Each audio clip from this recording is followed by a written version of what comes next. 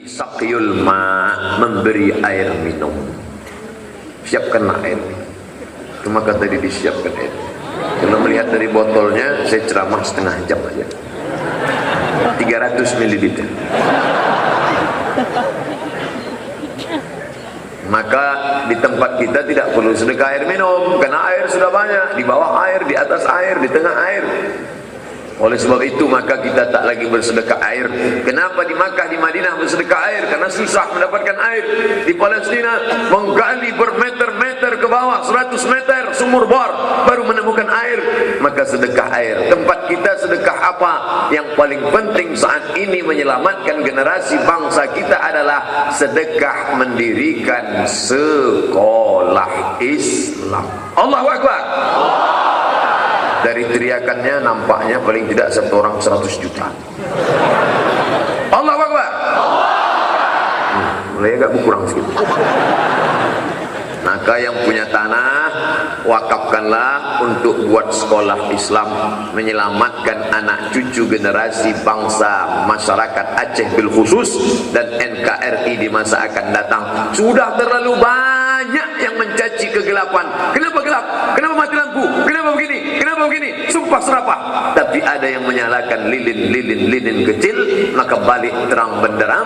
Dayah-dayah yang sudah didirikan oleh wali-wali Allah, Syekh Krongkali, Syekh Mudawali, Syekh Abdul Rauf As-Singkili, ulama-ulama besar Aceh yang tak dapat saya sebut satu persatu, maka hidupkan kembali tradisi ini. Ini yang kami bicarakan lama tadi tentang Al-Habib Novel Al-Idrus. Apa kata beliau? Kenapa sekolah peninggalan penjajah tapi ketika tamat orang bangga, sedangkan sekolahnya para ulama yang mengusir penjajah sekarang orang malu. Anak saya yang pertama insinyur, anak saya yang kedua advokat, anak saya yang ketiga seniman. Itu nanti yang paling bodoh masukkan sekolah agama. Oleh sebab itu dirikanlah sekolah. Alhamdulillah ada orang Aceh yang sekarang tinggal di Malaysia pakai jubah, pakai sorban, tapi menekuni bidang pesawat. Pesawat dia, Pak. Kadang kita ni gaya metal, mesin jahit pun tak tahu. Ini luar biasa. Pakai jubah, pakai sorban. Saya ni orang Aceh Ustaz, tapi diakui oleh bangsa Malaysia dan kembali sekarang mengenang tsunami, dan kami di sana berkecimpung di bidang pesawat. Bedanya apa? Anak-anak yang sekolah di bidang pesawat ini para penghafal Al-Quran. Allahu Akbar. Bayangkan kalau sarjana-sarjana bidang teknik pesawat para penghafal Quran, pilot-pilotnya penghafal Quran, maka selamatlah yang naik pesawat itu menengok rok koyak sampai ke atas. Sekarang kita naik pesawat, lagunya tak lagu-lagu apa, lagu barat. What can I do for you? Yang mendengar tak paham tapi semua mengangguk. Mantap, mainkan.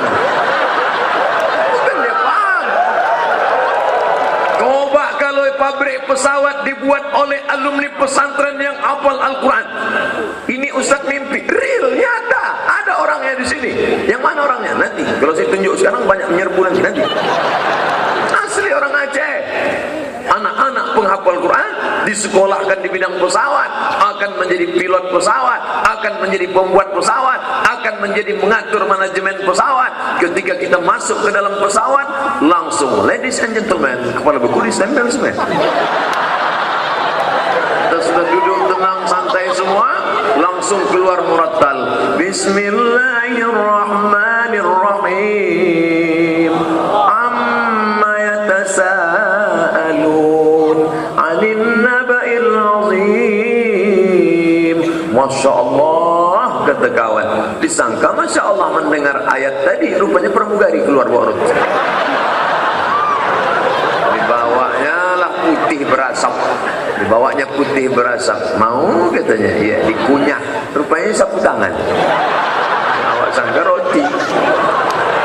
Bapak Ibu yang dimuliakan Allah Subhanahu wa taala, maka ke depan Aceh yang sukses di luar negeri, di Malaysia, di Swedia, di Jerman, akan kembali membangun Aceh, mendirikan daya-daya profesional sehingga casingnya boleh daya, tapi isinya di dalam adalah para pilot-pilot pesawat. Allahu Akbar. InsyaAllah Pak Gubernur kita bukan cuma bisa memimpin di batas tanah, tapi juga di atas awan pun bisa juga. Ustaz Somad, ini ada yang bisikan ke saya tadi, Ustaz Somad, ada muhafiz tayyar, ini gubernur kita ini pilot nih Ustaz Somad. Saya bilang dari gayanya sudah saya yakin, saya bilang entah kemana saya dibawanya terbang ini. Bapak Ibu yang dimuliakan Allah, maka jangan lagi berpikir kalau sudah sekolah agama masa depan suram. Saya terus terang sakit hati dengan anak-anak Aceh.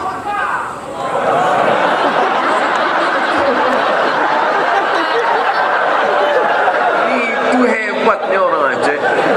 Kita bilang sakit hati, tetap dia bilang Allah Akbar.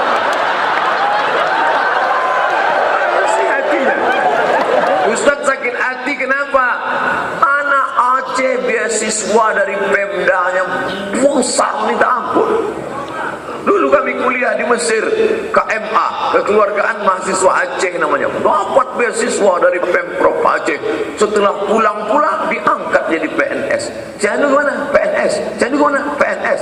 Dinas apa? Dinas Syariah. Apa? Ada dinas syariah, ada, tempat kami tak ada. Luar biasa. Oleh sebab itu maka kenapa Aceh dari dulu dikenal sepanjang masa punya kekuasaan? Karena kekuasaannya merangkul para ulama. Quran diterjemahkan pertama kali ke bahasa Melayu. Kalau tak ada ini orang, tak ada yang tahu terjemah Quran bahasa Melayu. Siapa penterjemahnya pertama kali? Nama kitabnya Tarjuman Al-Mustafid, abad 17-18, ditulis oleh orang bernama Syekh Abdul Rauf As-Singkili. Menulis kitab itu. Sekarang kitab bocah ibu saya, mak saya sampai sekarang masih pegang Ferukunan Melayu. Pakai fa, Ferukunan Melayu. Masih ada di rumah. Bagaimana cara sholat, bersuci, puasa, Ferukunan Melayu. Setelah diteliti, ternyata Ferukunan Melayu diringkas dari kitab yang tebal.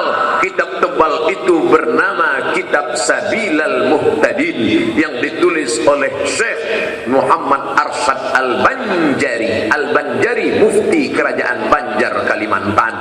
Dan Syekh Muhammad Arsyad Al-Banjari mensyarah kitab Ferukunan Melayu, diambil dari Sabilal Muhtadin. Sabilal Muhtadin adalah kitab syarah dari kitab As-Siratal Mustaqim yang ditulis oleh Syekh Nuruddin Ar-Raniri, mufti kerajaan Aceh. Belajar fikihnya dari Aceh, belajar tafsir Qur'annya dari Aceh, dan belajar hadis arba'in, 40 hadis pilihan juga ditulis oleh ulama Aceh. Saya mencari manuskripnya sampai sekarang belum jumpa. Luar biasa. Oleh sebab itu kalau Aceh dikenal bukan hanya tentang kerajaannya. Kalau kerajaan jangan cerita Samudra Pasai, kekuasaan Aceh. Ada seorang raja bernama Sultan Iskandar Muda. Lalu kemudian dia naik perahu menuju kerajaan Malaka. Dua kerajaan besar, kerajaan Samudra Pasai menuju kerajaan Malaka. Lalu kemudian di tengah perjalanan berhenti dia di sebuah tanjung, lalu menikah dengan seorang perempuan Siti Selendang Ungu. Hasil pernikahan itu lahirlah seorang anak laki-laki diberi nama Abdul Jalil. Abdul Jalil adalah sultan pertama kerajaan Melayu Asahan yang sekarang menjadi Kabupaten Asahan, Sumatera Utara. Allahu Akbar. Ini unik. 4 kerajaan Melayu yang ada di Sumatera Utara ketika gonjang-ganjing dipukul oleh Belanda, keempat-empatnya mendapatkan perlindungan dari kerajaan Aceh yang perkasa saat itu. Allahu Akbar. Turun dari Aceh, kerajaan Melayu Langkat. Turun ke bawah, kerajaan Melayu Delhi. Turun ke bawah, kerajaan Melayu Serdang. Turun ke bawah, kerajaan Melayu Asahan. Asahan berbatasan langsung dengan kerajaan kami di Riau, Siak Sri Indrapura. Kita sudah punya masa lalu yang gemilang, terbilang, bangga, punya kekuasaan hebat. Tapi kita semuanya cinta kepada kebangsaan Negara Kesatuan Republik Indonesia 1945 bergabung dengan Negara Kesatuan Republik Indonesia. Allahu Akbar. Oleh sebab itu, kalau ada orang mengatakan kita tak cinta NKRI, lihatlah merah sorban, ada putihnya. Inilah dia NKRI. Ini apa? Ini bendera Palestina. Insya Allah Palestina tidak akan dijajah Israel kalau kita punya kekuatan kedaulatan yang luar biasa. Kalau beginilah solat subuh nanti, insya Allah, maka Donald Bebek tak akan. Allahu Akbar, Allahu Akbar, Allahu Akbar. Potong video pendek ini, kirimkan ke Gedung Putih. Terjemahkan adik-adikku, anak-anakku yang kuliah di jurusan bahasa Inggris Syekh Kuala, kalian terjemahkan Abdul Somad said about Donald Duck. Freedom for Palestine. Lalu kemudian ditonton sama Intel Amerika, ditonton. Who is this? This is Abdul Somad. Oh, dipanggilnya agen CIA. Come here, kill him. Apakah Abdul Somad takut dibunuh? Tidak. Kenapa? Beginilah jamaah yang akan mendoakan keselamatannya. Hidup ini kan pasangannya mati. Berani hidup berarti siap menghadapi mati.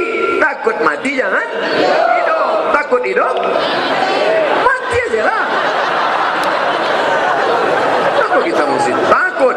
Itu pesan dari Kiai Gontor Darussalam Ponorogo.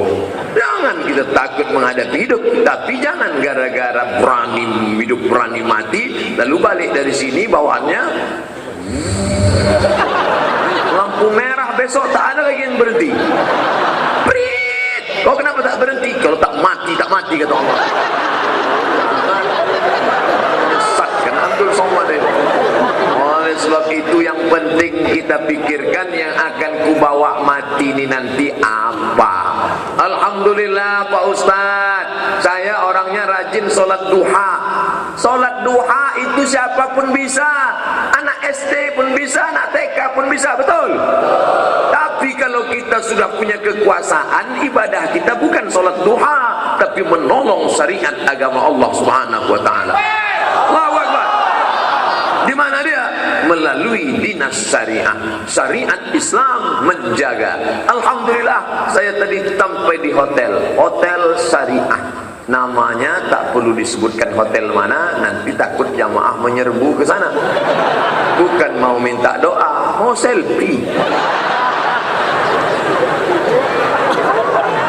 Orang-orang yang berkata bahwa syariat Islam intoleran, syariat Islam mengeliminir minoritas, syariat Islam tidak membuka kesempatan, syariat Islam akan menghambat investasi. Ini mau saya ambil sampel contoh kecil. Di Jakarta juga ada hotel syariah. Tiba-tiba ada orang dari Aceh, suaminya pergi nun ke Jakarta. Tiba-tiba istri nelpon, "Assalamualaikum Mas." "Waalaikumsalam." "Di mana sekarang?" "Di Jakarta." "Tinggal di hotel mana?" "Hotel syariah." Alhamdulillah. Istri mana yang tak senang suaminya di hotel syariah? Selamat dia.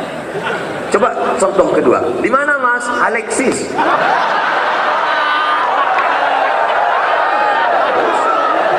Nah, sekarang saya mau tanya, mana yang lebih menenangkan dan menyelamatkan? Hotel syariah atau konvensional? Syariah.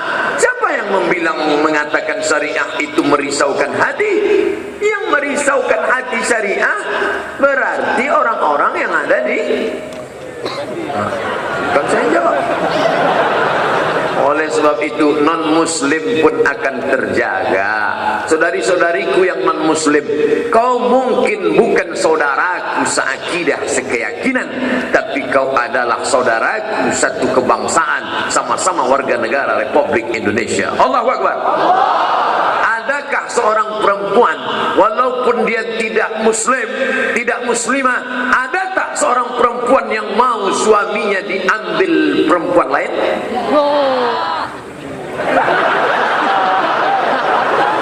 Keras jawaban dari sana. Tidak ada. Dan hukumannya sudah jelas, 70 tahun penjara. Telah dibacakan langsung oleh Presiden Republik Indonesia 4.000 Masehi. Tidak ada. Siapapun dia. Saya nonton film barat yang dibintangi oleh Buli dan Pakli. Ada seorang perempuan miskin, susah tapi cantik, menikah dengan laki-laki ganteng tapi susah, melarat. Lalu kemudian suatu hari ada orang kaya menawarkan dia, maukah engkau do you want to make some esek-esek to me? But I pay you, aku bisa bayar engkau sekian $3 billion. Maka dia pikir,